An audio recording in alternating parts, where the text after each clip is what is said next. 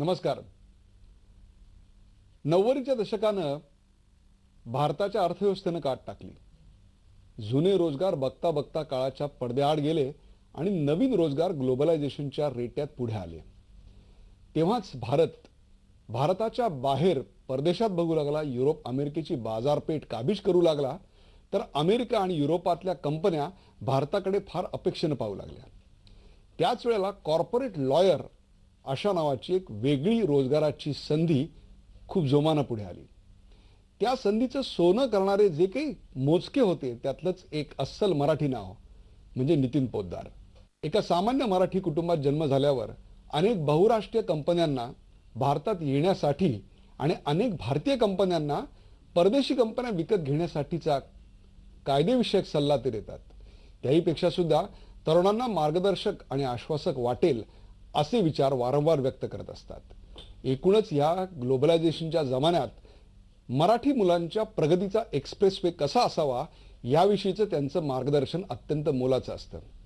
त्याच नितीन पोद्दारांशी आज आपण हार्ट टू हार्ट या कार्यक्रमात गप्पा मारणार आहोत. नितीन पोद्दार, आपलं स्वागत. नमस्कार. एका सर्वसामान्य मराठी कुटुंबात तुमचा जन्म झाला. कसं होतं तुमचं बालपण? मध्यम वर्गातून मी आलो. माझे वडील गोदरेजमध्ये कामाला होते आणि ही was a senior mechanic. So he was a very well qualified person in Godrej. आणि माझं शिक्षण 1963 मध्ये आय एम फॉर्च्युनेट की मला एक इंग्रजी शाळेमध्ये आईवडिलांनी टाकलं. आणि माझ्या शाळेची प्रिन्सिपल एक इस्रायली लेडी होती, SS सॅमसन म्हणून. आणि she was a very strict lady. ती डिसिप्लिन खूप पाळायची. अगदी केस बारीक असायला पाहिजे, वेळेवर यायला पाहिजे. त्यामुळे डिसिप्लिन, वेळेच्या अगदी वेळेवर म्हणजे वेळेवर यायला पाहिजे, काटेकोरपणा. आणि आय थिंक माझं चाइल्डहुड तसं चांगलं गेलं, मजेत गेलं आय वुड से. मला तुम्ही सांगा, साधारणतः हुशार असलेल्या मुलाचं भवितव्य किंवा करिअर हे साधारणतः डॉक्टर आणि इंजिनियर बनण्याकडे, विशेषतः ज्या काळात तुम्ही शिक्षण घेतलं तिकडेच असतं. तर डॉक्टर आणि इंजिनियर असा मार्ग न जोखाळता तुम्ही कॉर्पोरेट लॉयर किंवा सॉलिसिटर अशा प्रकारचा एक मार्ग निवडलात.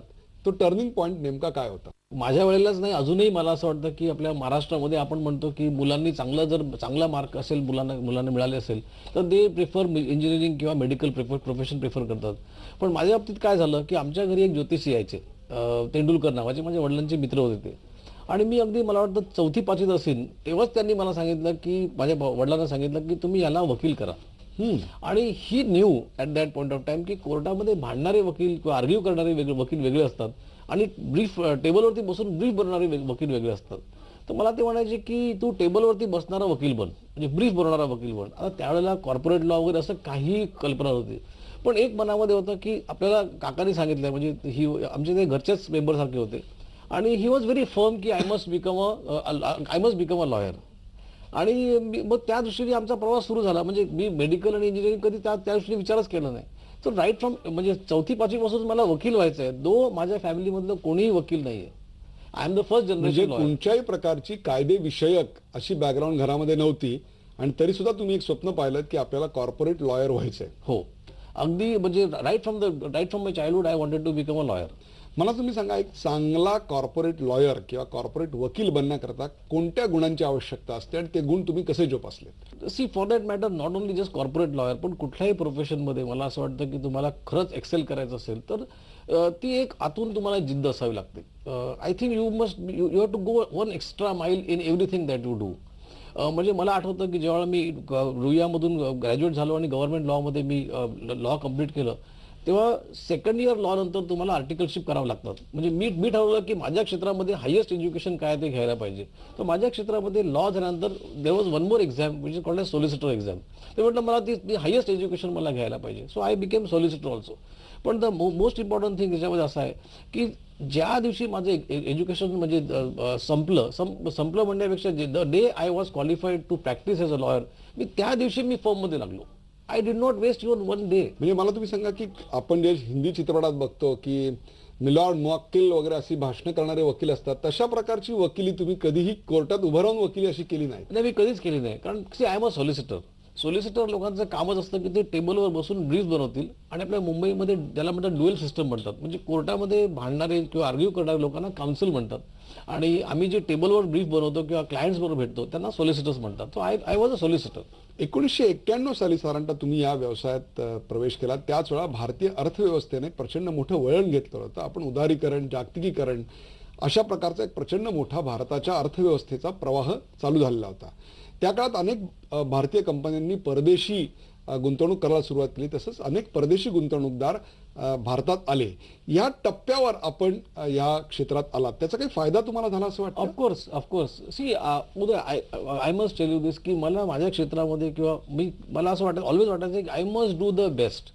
जो टॉपमोस्ट लॉयर आहे इंडियाचा त्याच्याबरोबर मला काम करायची इच्छा होती. इनफॅक्ट 88-89 मध्ये जेव्हा मी लॉयर झालो तेव्हा असं काही परदेशी गुंतवणुकीचं वारं सुद्धा नव्हतं. पण मला असं वाटलं की लॉ क्षेत्रामध्ये आल्यानंतर असं वाटलं की जर मला टेबलवर बसून काम करायचं तर I must do corporate law. मग कॉर्पोरेट लॉ मध्ये best lawyer was the topmost lawyer was mister Aresha. He was a senior partner of profit billion company. मी त्यांना अप्रोच झालो आणि बिलीव्ह मी, माझी काही ओळख नसताना just on the strength of my degree I went to him. त्यांना सांगितलं सर मला I want to work with you. आणि फॉर्च्युनेटली आय मस्ट से की मला त्यांनी म्हणजे हो सांगितलं, म्हणाले येस यू वर्क. म्हणजे कोणत्याही प्रकारची ओळख अथवा वशिला नसताना निव्वळ डिग्री आणि जिद्दीच्या जोरावर तुम्ही पहिली नोकरी मिळवलीत. आणि ती सुद्धा आरे शहांसारख्या माणसाने.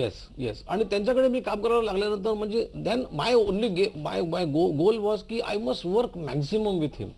कारण मी त्यावेळेला जेव्हा काम करायला लागलो तेव्हा माझ्याबरोबर 5-6 माझे कोलिग्स होते. पण म्हणजे मला अजून आठवतं की आम्ही सकाळी 8-8:30ला ऑफिसमध्ये आलो की घरी जायचा असा वेळच नसायचा. आणि तुम्ही कधी घड्याळाकडे पाहिलंच नाही? घड्याळ कधी तेव्हाही नाही पाहिलं, आताही बघत नाही मी. पण ऑनेस्टली त्यावेळेला असं वाटायचं की जितकं ज्ञान मिळेल मला आरेशाकडून, जितकं एक्सपिरियन्स मिळेल तेवढं घ्यायला पाहिजे. आणि त्याच दरम्यान मला असं आठवतं बरोबर ऑगस्ट 1991 मध्ये जेव्हा मनमोहन सिंगनी पॉलिसी अनाऊन्स केली, आपले तेव्हाचे आताचे prime minister, the then finance minister, ते म्हणाले की परदेशी कंपन्यांना आम्ही आता 51% पर्यंत अलाव करू. आणि ती प्रेस नोट जेव्हा माझ्या हातात आली आणि आम्ही जेव्हा इंटरनेट डिस्कस केलं तर आम्हाला असं कळलं की this is going to be the big game changer for India. आणि का कोणास ठाऊक, पण बिकॉज मिस्टर शाह म्हणजे माझे जे सिनियर होते, he was almost advising all the multinational companies. म्हणजे name the multinational company and he was सल्लागार होते. तर पहिली कंपनी म्हणजे कोलगेट, ज्या कंपनीने 40% ओनरशिपचे 51% केले, त्याचं सगळं सिस्टम आम्ही तयार केली की गव्हर्नमेंटने सांगितलं की 40%वरून 51% तुम्ही करा, पण ते कसे करायचे, काय करायचे, त्याचा सगळा पूर्ण प्रोसेस आम्ही तयार केला. या इथे मला तुम्हाला प्रश्न विचारायचा आहे की अशा प्रकारे धडपडीच्या उमेदवारीच्या काळामध्ये साधारणतः एक प्रकारच्या पिळवणुकीला किंवा शोषणाला सामोरं जावं लागतं. म्हणजे काम तुम्ही करायचं, दिवस रात्र मेहनत तुम्ही करायची, परंतु नाव मात्र तुमच्या सिनियर बॉसचं होतं. आणि त्या एका कडवट अनुभवातून अनेक मराठी तरुण मुलं आता जात आहेत, त्यांच्यासाठी तुमचं उत्तर फार महत्वाचं असणार आहे. असं प्रत्येकालाच वाटतं आयुष्यामध्ये, whether it is medical field, engineering field किंवा कुठल्याही प्रोफेशनमध्ये आपल्याला असं ऑलवेज असं वाटतं की मी जी मेहनत करतोय त्या मानाने मला मोबदला मिळत नाही, मी जितकी मेहनत करतोय त्या मानाने मला माझं नाव होत नाही. पक्षपातीपणाची भावना आहे. Exactly. He because he is a natural process आहे मला असं वाटतं. पण honestly speaking Uday, I don't think so. मला आरेशाकडे मी 10 वर्ष काढले, मला असं कधी वाटलं नाही की मिस्टर शहाने माझं क्रेडिट काढून घेतलं. In fact use to always promote me. पण हा खरं सांगायचं म्हणजे हा एक सुदैवाचा भाग आहे. पण आय मस्ट ऑल्सो की एक गोष्ट सांगावीशी वाटते मला की आपल्या समाजामध्ये अजूनही लॉयर म्हटल्यानंतर त्याला असं जनरल ॲक्सेप्टन्स नाही आहे. पण मला म्हणजे माझ्या प्रोफेशनमध्ये व्हाईल्स मिस्टर शाह आणि माझी सगळी मल्टीनॅशनल कंपनीवर अप्रिशिएटिंग मी, घरी म्हणा किंवा मित्रांमध्ये इतर म्हणजे असं म्हणजे लॉयर म्हणतात तो थोडा टिंगल टवाळीचा विषय होता की लॉयर म्हणजे काय असणार. आणि अनफॉर्च्युनेटली अजूनही आपल्या महाराष्ट्रामध्ये जर बघितलं तर कॉर्पोरेट लॉयर म्हणजे नेमकं काय हे बरेच लोकांना माहिती नाही आहे. मला तुम्ही सांगा की कॉर्पोरेट लॉयर म्हटल्यानंतर त्याला मर्जर्स ॲक्विजिशन्स किंवा ज्याला आपण कंपन्या हस्तांतरण किंवा ताबा म्हणतो किंवा कंपन्यांची युती म्हणतो, म्हणजे अनेक प्रेक्षकांना राजकारणातल्या युत्या माहिती असतात परंतु कॉर्पोरेट कंपन्यांमधल्या युत्या माहिती नसतात. कोलॅबरेशन्स, त्याची कोलॅबरेशन्स ही साधारणतः तुम्ही कॉर्पोरेट लॉयर्स, कॉर्पोरेट वकील घडवून आणता. कशी असते ही प्रक्रिया?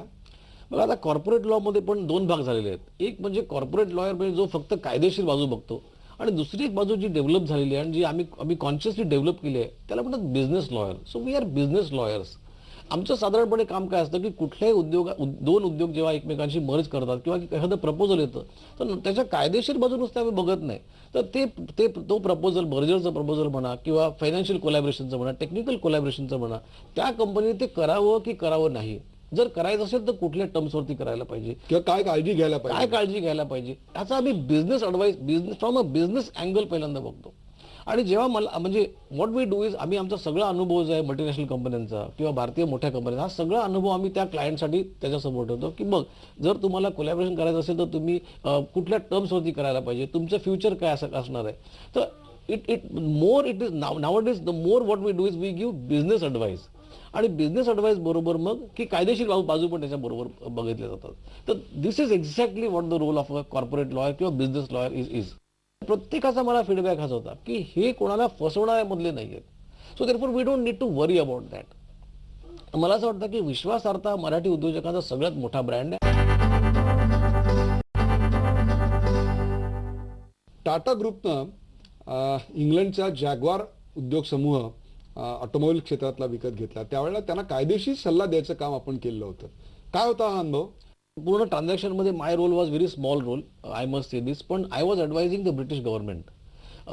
प्रश्न असा होता की टाटा जॅग्वारला वर्किंग कॅपिटलची गरज होती आणि त्यांनी म्हटलं होतं ब्रिटिश सरकारकडे की तुम्ही आम्हाला फायनान्स उपलब्ध करून द्याल का. तर त्यावेळेला प्रश्न असा होता की now that company is no more a British company, it's an Indian company. Therefore can British government give capital or make available the working capital to an Indian company, असं तेव्हा डिस्कशन झालं. आणि त्याच्यानंतर त्याचं काही झालं नाही पुढे. So whether a UK government can give finance working capital to an Indian subsidiary, हा तेव्हा प्रश्न होता. आणि असं जर द्यायची पाळी आली समजा तर काय त्याच्या कायदेशीर बाबी असतील त्याच्या संदर्भात मला सल्ला द्यायची पाळी आली होती. म्हणजे एक प्रकारे हे एक मूलभूत संशोधनात्मक काम होतं असंही म्हणता येईल. हो. मला सांगा, तुम्ही भारतीय कंपनी आणि ब्रिटिश सरकार किंवा भारतीय कंपनी आणि मल्टीनॅशनल कंपनी यांच्या संदर्भामध्ये काम केलंय, परंतु दोन मल्टीनॅशनल कंपन्या जेव्हा एकमेकात मर्ज होतात त्यांच्या कामाचा काय अनुभव घेतला आपण? हो, आता म्हणजे 2 वर्षापूर्वी जेव्हा जिलेटने प्रॉक्टर अँड गॅमलने जिलेट विकत घेतली US मध्ये, तेव्हा त्यांच्या दोघांच्याही इंडियन कंपन्या होत्या. जिलेट इंडिया पण आहे आणि प्रॉक्टर अँड गॅमल इंडिया पण आहे. तर त्यावेळेला ग्लोबल मर्जरचा इंडियन कंपन्यांवरती काय परिणाम होणार आहे किंवा how are they going to comply with Indian regulations, कारण त्या इंडियामधल्या दोन्ही इंडिपेंडंट कंपन्या होत्या. तर त्या संदर्भाचा सल्ला मी त्यांना दिला होता. या सगळ्या डील्स करताना, ॲडवाईस देताना, सल्ले देताना तुम्हाला अनेक देशांचा प्रवास करायला लागला असेल, मग ते युरोप असेल, अमेरिका असेल. काय वाटलं एक मराठी माणूस म्हणून ते देश बघताना आणि त्या देशातल्या मल्टीनॅशनल कंपन्यांच्या अधिकाऱ्यांचं भारताबद्दलचं मत काय? म्हणजे मला असं कोणीही की तुम्ही मराठी आहात म्हणून असं कोणी मला कधी दुजाभाव कोणी केलेला नाही की मला कसं दुय्यम ठरवलेलं नाही. सी प्रोफेशनल वर्ल्डमध्ये आपण कधी लोक एकमेकांना तुम्ही कुठल्या जातीचे असाल किंवा कुठल्या भाषेचे असाल असं डिस्टिंक्शन कधी होत नाही. स्पर्धात्मक गुणवत्ता महत्वाची. तिथे फक्त स्पर्धात्मक गुणवत्ता बघितली जाते. It all that matters is your merit and nothing else. म्हणजे कुठेही प्रकारे आयुष्यात पुढे येण्याकरता चापलुसी करावी लागते, वशिलेबाजी असावी लागते, पक्षपाताचा आधार घ्यावा लागतो, अशा प्रकारचे अनुभव तुम्हाला अजिबात आले नाही? By God's grace Uday, I have never face this. In fact तुम्हाला आश्चर्य वाटेल की मी क्रॉफर्ड बेलीमध्ये, इट्स अन इंग्लिश फर्म, 100 वर्षाची फर्म होती, जुनी फर्म होती, तिथे मी 10 वर्ष काढले. My senior was pure Gujarati. Crawford बेलीमधून मला पार्टनरची ऑफर केली, म्हणजे I was invited to join a pure Gujarati firm called Amarchand Mangaldas. Straight त्यांनी मला पार्टनर म्हणून बोलवलं. तिथून मी 2000 साली मला जे सागर असोसिएट ही खूप मोठी आमच्या प्रोफेशनल फर्म आहे, इथे सुद्धा मला त्यांनी straight they invited me to join partnership. तर हे सगळं this was all based exclusively based on the experience that. तुमच्या यशाचा पूर्ण जो मार्ग आहे तो पूर्णपणे मला असं वाटतं मेरिट आणि हार्डवर्क या 2 पिलरवर उभा आहे. I would like to believe that. भारताबद्दल जे पूर्वग्रह साहित्यामध्ये पूर्वी अमेरिकेचे आले होते किंवा इंग्लंडच्या साहित्यात आले होते, ते आता बदलत चाललेत आणि भारतीय माणसाकडे बघायचा दृष्टिकोन बदलत चाललाय. पहिल्यापासूनच बदललेला होता. सी इंडियन्सकडे ऑलवेज जेव्हा वेस्टर्न वर्ल्ड बघतं तेव्हा they look India as a pool of talented people. They look India as a pool of entrepreneurship in India. आज जर जे काही रिसेशनमध्ये सुद्धा आपण इंडिया जर काही इकॉनॉमीमध्ये आपण जे काही स्थिरता आली असेल तर ती that is because of the entrepreneurial skill sets of Indians असं मला वाटतं. मराठी माणूस जेव्हा एखाद्या परदेशातल्या फर्ममध्ये जातो, तिथली सगळी कामाची व्यवस्था बघतो, त्यातलं वर्क कल्चर बघतो आणि पुन्हा जेव्हा इकडे येतो आणि एखाद्या इंडियन कंपनीला सल्लागार म्हणून पुन्हा जातो, तेव्हा या 2 वर्किंग कल्चरमधला, कार्य संस्कृतीमधला फरक त्याला जाणवतो. निश्चित तुमच्या नजरेला तो जाणवला असेल. काय सांगाल त्याच्याबद्दल? See, there is a fundamental difference in a working pattern of an multinational company किंवा an Indian company. पण आता हळूहळू even Indian companies are trying to be professional. जो सगळ्यात महत्त्वाचा फरक असा आहे की प्रोफेशनल मल्टीनॅशनल कंपनीमध्ये सगळे निर्णय हे प्रोफेशनली घेतले जातात. ते शॉर्ट टर्म कधी विचार करून निर्णय घेणार नाहीत. त्यांना प्रत्येक गोष्टीला they will take a specialised professional and follow his advice strictly. Whereas Indian कंपन्यांमध्ये तुम्ही बघितलं तर बाय अँड लार्ज आता प्रोफेशनल कल्चर यायला लागलेलं आहे. पण Indian companies are more promoter driven, म्हणजे मालक ड्रिव्हन कंपन्या असतात. मग शेवटी मालक विचार करतो किंवा इंडियन कंपन्या विचार करतात की आम्हाला पटकन फायदा कुठे मिळणार आहे, किंवा जो बिझनेस डिसिजन घ्यायचा असतो तो बिझनेस डिसिजन मालक वर्ग घेऊन मोकळे होतात. पण आता हळूहळू काय झालं आहे, because capital has come in, foreign capital has been coming to Indian companies, technology आलेली आहे. त्यामुळे इंडियन कंपन्या मालक वर्गाला सुद्धा त्यांच्या कंपन्या ॲटलिस्ट जगाला दाखवायसाठी तरी त्यांना प्रोफेशनली रन आहे असं करावं लागतं. आणि त्यांनी त्याचे फायदे बघितलेले आहे की if you are professionally run company त्याचे फायदे खूप मोठ्या प्रमाणामध्ये आहेत. त्यामुळे आता बऱ्याच मोठ्या प्रमाणामध्ये इंडियन कंपन्या सुद्धा प्रोफेशनली मॅनेज्ड होत चाललेल्या आहेत. मराठी उद्योजकता, ग्लोबलायझेशन याबद्दल तुम्ही खूप विपुल असे लेखन केलेलं आहे. मला तुम्ही सांगा, काय फरक आहे मराठी उद्योजकांमध्ये आणि इतर भाषिक उद्योजकांमध्ये? मी मागे पण म्हटलं होतं आणि I stand by my statement on this की मराठी उद्योजकांकडे विश्वासार्हता सगळ्यात मोठा ब्रँड आहे. आपल्या दुसऱ्या कुठल्या मराठी माणसाचा सर्वात मोठा ब्रँड काय असेल तर तो म्हणजे त्याची विश्वासार्हता. आणि I may just give a small example. तुम्ही जर टाइम्स ऑफ इंडियामध्ये जर तुम्ही कारची ॲड बघितली असेल तर तिथे काय लिहिलं असतं की car owned by single Parsi अशी असते. का असते तर आपल्याला वाटतं की ती कार चांगल्या पद्धतीने ठेवली असेल, बिकॉज पारसी ओनर तो चांगली ठेवतो. तसं मी जेव्हा परदेशी जितक्या मराठी उद्योजकांशी मी कोलॅबरेशन्स केले आणि when I represented foreign companies, त्यांनी मला काय सांगितलं की ह्या कंपनीमध्ये आम्हाला जास्त काही बघायची गरज नाही, कारण हे मालक फार ऑनेस्ट आहेत. आणि हे जवळपास मी ज्या काही थोड्या बहुत कोलॅबरेशन्स केल्या मराठी कंपन्यांच्या, मराठी उद्योजकांच्या कंपन्यांबरोबर, तर प्रत्येकाचा मला फीडबॅक हाच होता की हे कोणाला फसवण्यामधले नाही आहेत. So therefore we don't need to worry about that.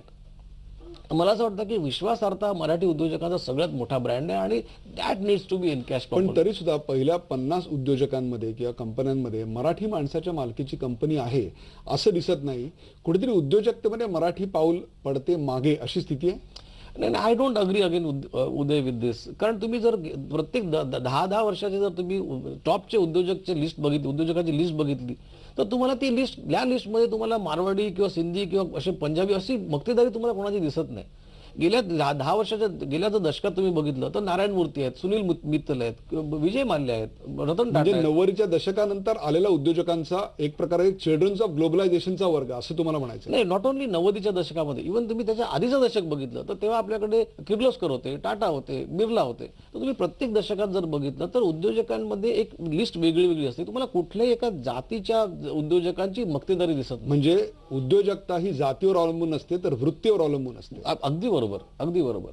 आणि ती तुम्हाला तुम्ही अमुक एक कुठल्या जातीच्या आहात म्हणून तुमच्यात उद्योजकता आहे, किंवा तुम्ही कुठल्याही जातीचे नाही आहात म्हणून तुम्ही उद्योजकता नाही, असं कधी होत नाही. I have never seen this difference. Marathi माणसाला जर उद्योग चालू करायचा असेल तर त्याला भांडवलाची कमी पडत नाही असा आपला अनुभव आहे? वेल बघा, भांडवलाची कमी तर नारायण मूर्तीकडे पण होती. नारायण मूर्ती जेव्हा उद्योग सुरू केला त्यांचा इन्फोसिस, तेव्हा त्यांच्याकडे 10,000चं भांडवल त्यांना त्यांच्या मिसेसनी दागिने घाण करून दिले होते. सुनील मित्तल एअरटेल त्यांना मला वाटतं 30,000चं भांडवल त्याच्या वडिलांनी दिलं होतं. सो अगेन मराठी उद्योजक आहेत म्हणून त्याला भांडवल मिळत नाही हा असा मुद्दा नाही आहे. I don't understand. Is unfortunate की आपण गेल्या 50 वर्षामध्ये मराठी माणूस चाकरमानी आहे किंवा मराठी माणूस उद्योगात मागे पडतो किंवा मराठी माणसाकडे भांडवल कमी आहे. हे कोणी मांडलं हा अनालिसिस? हा कोणी सायंटिफिक सर्च केलं हे मलाच खरंच कळत नाही. इनफॅक्ट जेव्हा मी ग्लोबल कंपन्या बघतो त्या ग्लोबल कंपन्या आज तुम्ही बघितलं तर सोनी आहे, मर्सिडीज आहे, ह्या कंपन्या त्या कंट्रीच्या पण बाहेर गेलेल्या आहेत आता. Those are really become global brands. Marathi माणूस एंटरप्रेन्योरशिपमध्ये एक वेळ चमकतो असं आपण म्हणूया, परंतु मराठी माणूस उद्योगात एकमेकाला साथ देत नाही. जसे इतर भाषक, इतर एखादं ज्युईश असेल, जॅपनीज असेल, चायनीज असेल, जसे ते एकमेकाला धरून असतात तसा मराठी माणूस दुसरेपणाने एकमेकांशी वागतो असा अनुभव आहे आपला? अगेन आय एम सॉरी, पण म्हणजे I don't agree with this statement. Again हो, एक गोष्ट खरी आहे की गुजराती लोकांनी त्यांच्या उद्योजकांचे त्यांच्या संघटना स्थापन केल्या किंवा जॅपनीज लोकांनी केल्या असेल, चायनीजनी केल्या असेल, त्या मानाने मराठी माणसांच्या अशा उद्योजकांच्या संघटना नसेल. पण त्याचा अर्थ मराठी माणसं एकमेकांना मदत करत नाही, एक म्हणजे पाय ओढत असं नाही. इनफॅक्ट उद्या I must tell you this की मराठी माणसं एकमेकांचे पाय ओढतात ह्या म्हणीला एकमेव एक्सेप्शन असेल तो म्हणजे Nitin Poddar. I don't think so. मला कुठल्याही मराठी माणसाला मी जेव्हा बघितलं तेव्हा मला माझे कोणी पाय ओढले किंवा मला कोणी असं म्हणजे मागे ढकललं असेल असं आय हॅव नेव्हर एक्सपिरियन्स दिस.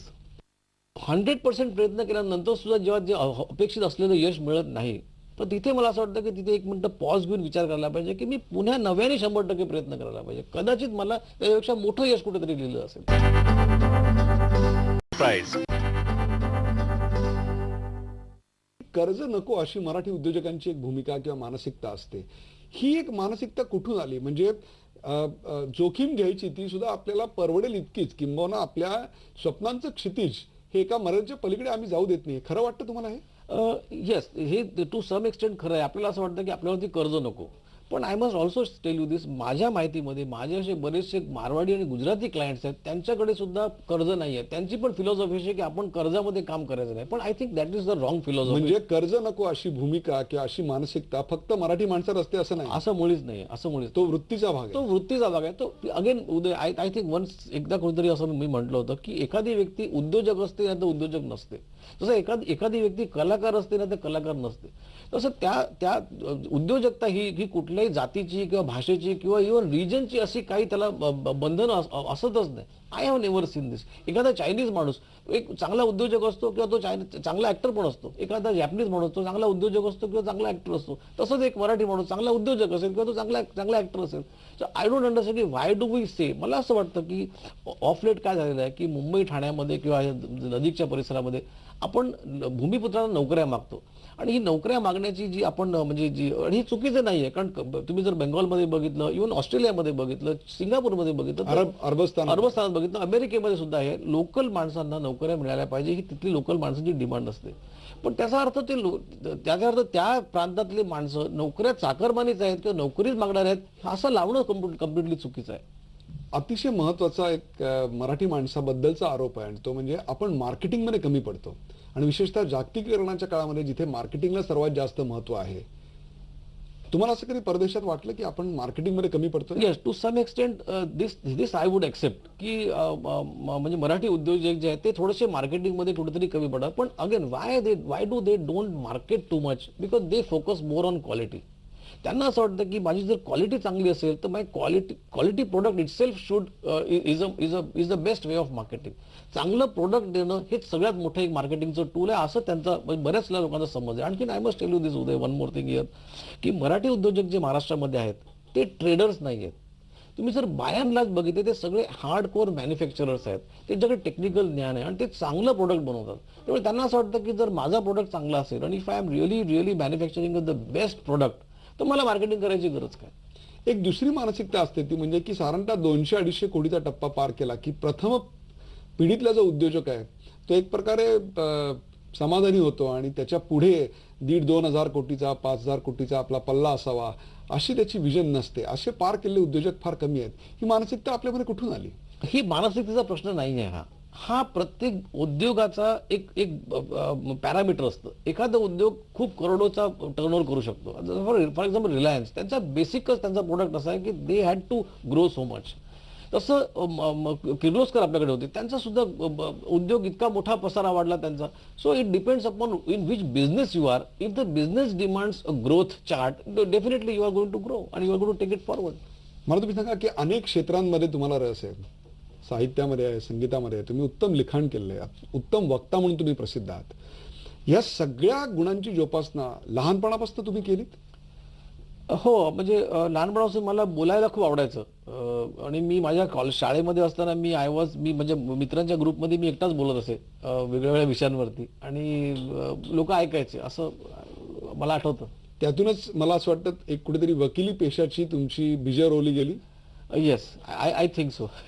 तुमच्या या संपूर्ण यशाच्या वाटचालीमध्ये प्रयत्नाचं महत्व किती आणि नशिबाचं महत्व किती? मला असं वाटतं की 100% प्रयत्नच करायला पाहिजे तुम्हाला. प्रयत्न केल्यानंतर मला असं वाटतं की जेव्हा तुम्ही 100% प्रयत्न करून एखादी गोष्ट सोडता त्याच्यानंतर जर यश मिळालं नाही तर मी असं म्हणेन की तुम्ही प्रयत्न कुठेतरी कमी पडला. तिथे 100% प्रयत्न केल्यानंतर सुद्धा जेव्हा जे अपेक्षित असलेलं यश मिळत नाही तर तिथे मला असं वाटतं की तिथे एक मिनिटं पॉज घेऊन विचार करायला पाहिजे की मी पुन्हा नव्याने 100% प्रयत्न करायला पाहिजे. कदाचित मला त्यापेक्षा मोठं यश कुठेतरी लिहिलं असेल. वा वा. आय थिंक हा प्रोसेस आहे. यश म्हणजे एक हा एक प्रवास आहे वाह. आणि तो प्रवास फक्त प्रयत्नांचा प्रवास झाला म्हणजे यश हा एक थांबा नाही, तर यश हा फक्त साखळी असलेला प्रवास हा आहे. फक्त प्रवास आहे. आणि I think one must continuously doing go on on and on and on. म्हणजे एक यश मिळाल्यानंतर पुढच्या यशासाठी त्याच क्षणी प्रयत्न सुरू करायचे. त्या क्षणी प्रयत्न सुरू करायला पाहिजे. आणि अपयश जरी जे आपल्याला अपयश वाटतं ते खरं तो अपयश नसतो. तिथे तिथे त्या टप्प्यावरती that is a sign that you have failed somewhere or you are falling short somewhere. तुम्ही पुन्हा नव्याने प्रयत्न करून पुढच्या टप्प्याला जायला पाहिजे. मला अगदी ठामपणे वाटतं की आता देश सध्या अशा स्थितीत आलेला आहे की we need to take very bold decisions.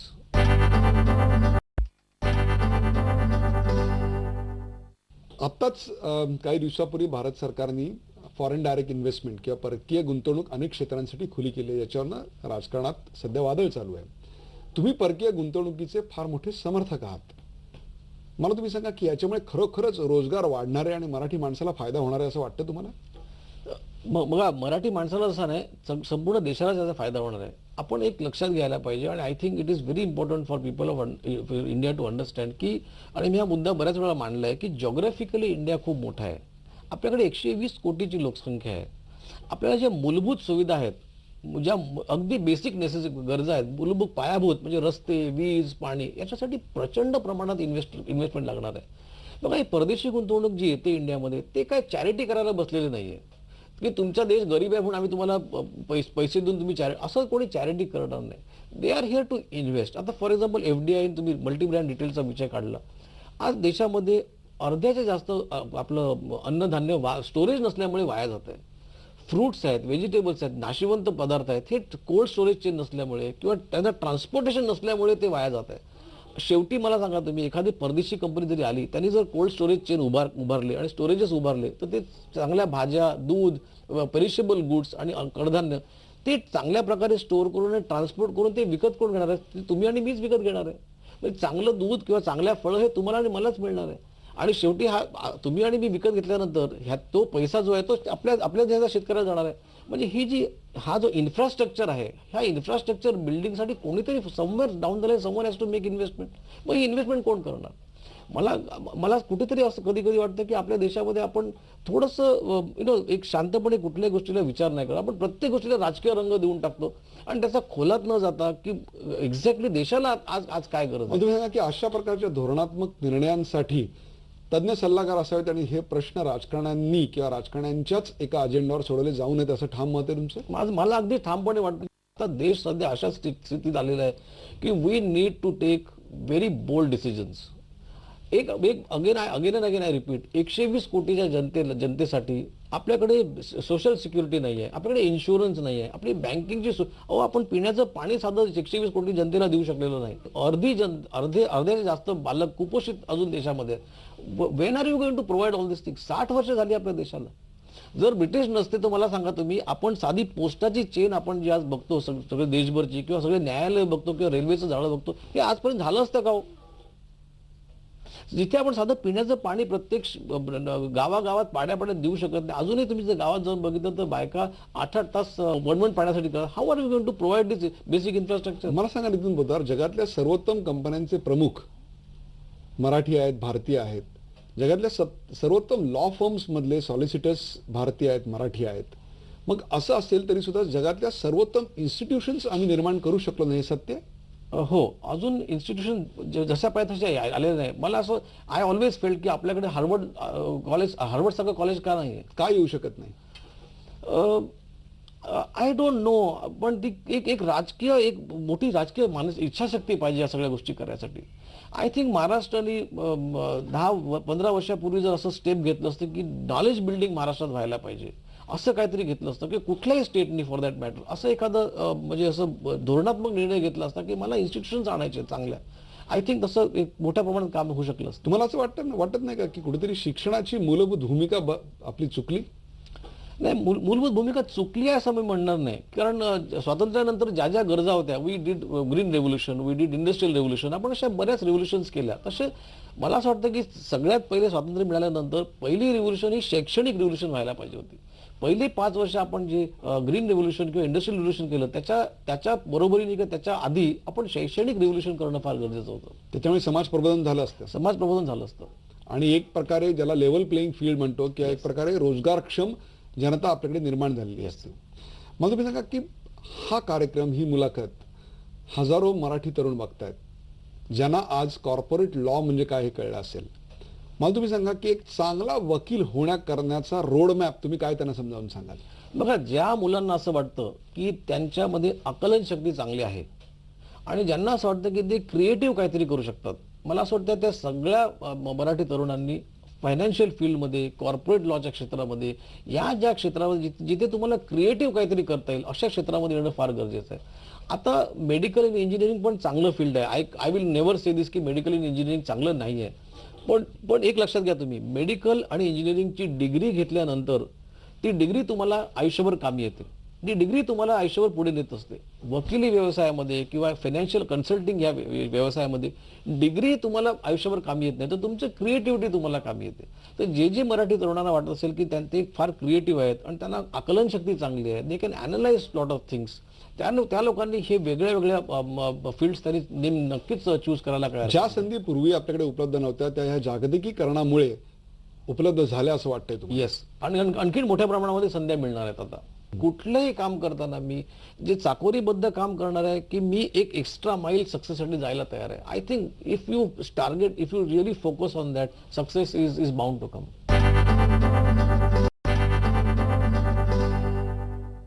जपानमध्ये ज्यावेळेला सुनामी झाली त्या काळात तुम्ही तिकडे होतात. जपानी माणसाचं, जपानी मानसिकतेचं, जपानी प्रशासनाचं आणि आपत्ती व्यवस्थापनाचं काय दर्शन तुम्हाला घडलं? माझं जस्ट कोलॅबोरेशन संपलं होतं. कॅम्लिन आणि कोक्योचं ट्रान्झॅक्शन मी केलं आणि ते संपलं आणि मी 2 दिवस मला एक्स्ट्रा राहायचे होते, मी राहिलो. आणि दुसऱ्या दिवशी मी एका मोठ्या लॉ फर्ममध्ये त्यांना एक सिनियर पार्टनरला भेटायला गेलो आणि I was on the I think 24th floor आणि ती सुनामी आली, म्हणजे ते भूकंप झाला आणि मी बिल्डिंग अशी हलायला लागली. तर त्यांची ती सेक्रेटरी धावत आली त्या सिनियर पार्टनरची, म्हणाले की देयर इज अन अर्थक्वेक. तर मला म्हणजे बाय त्या 8 दिवसामध्ये मला असं वाटलं होतं की म्हणजे I was use to it. पण ते सिनियर पार्टनर म्हणाले की नाही, दिस इज नॉट नॉर्मल. तुम्ही म्हणता if you are saying this is not normal म्हणजे काहीतरी नक्कीच गडबड आहे. पण मी असं बाजूला जाऊन खिडकीतून बघितलं तर सगळी लोक सैराला धावत होते आणि it was that big disaster of last March. पण I don't know, but I was very cool somehow the other. आणि त्यांना मला म्हणाले की आर यू नॉट वरीड? तर मी म्हटलं की if you are with me, why should I worry? We together are on the 24th floor. पण आय मस्ट से दिस की तिथून जेव्हा मी खाली उतरलो आणि तिथून माझ्या हॉटेलला मला 2 तास चालत जावं लागलं, त्या 2 तासामध्ये मी जपानी माणसाची डिसिप्लिन जी बघितली, दॅट वॉज इनक्रेडिबल. म्हणजे सगळं केओटिक सिच्युएशन होतं टोकियोमध्ये. ट्यूब ट्रेन बंद होत्या, टॅक्सीज बंद होत्या, बसेस बंद होते आणि सगळी माणसं अगदी शांतपणे, ती पण फुटपाथवरून, तेवढ्या याच्यामध्ये विदाऊट कार नसताना सुद्धा ती कोणी रस्त्यावर चालत नव्हती. म्हणजे एवढ्या प्रचंड मोठ्या आपत्तीच्या काळातही लेनची शिस्त आणि फुटपाथची शिस्त जपानी माणसानं सोडली नाही. कोणी सोडली नाही. आणि मी प्रत्येकाला विचार करतो, बिकॉज आय डिडंट नो की माझं हॉटेल कुठे आहे, कारण मला चालत जायचं होतं. तर मी कोणालाही थांबवून विचारतो, तो माणूस बिचारा इतक्या प्रचंड त्याच्या प्रॉब्लेममध्ये सुद्धा he was taking his time. किती लोकांनी स्वतःच्या बॅगमधून मॅप्स काढले आणि मला समजून सांगितले की तुम्ही इथून जा, तिथून जा. म्हणजे दिस वॉज इनक्रेडिबल. म्हणजे ही त्यांची जी डिसिप्लिन आहे किंवा इतर लोकांना सांभाळून घेण्याची किंवा मदत करण्याची त्यांची वृत्ती आहे, ती खूपच म्हणजे अनुसरणीय आहे. म्हणजे I was shocked, I was really touched with that. एवढ्या मोठ्या प्रचंड जलप्रलयंकारानंतर कुठेही आपत्ती आल्यानंतर व्यवस्थापन कोसळले असं तुम्हाला कुठे दिसलं तिकडे? नॉट ओनली व्यवस्थापन कुठेही कोसळलं नाही, पण तिथला जपानी माणूस सुद्धा कोसळला नाही. वा, दॅट इज व्हेरी इम्पॉर्टंट.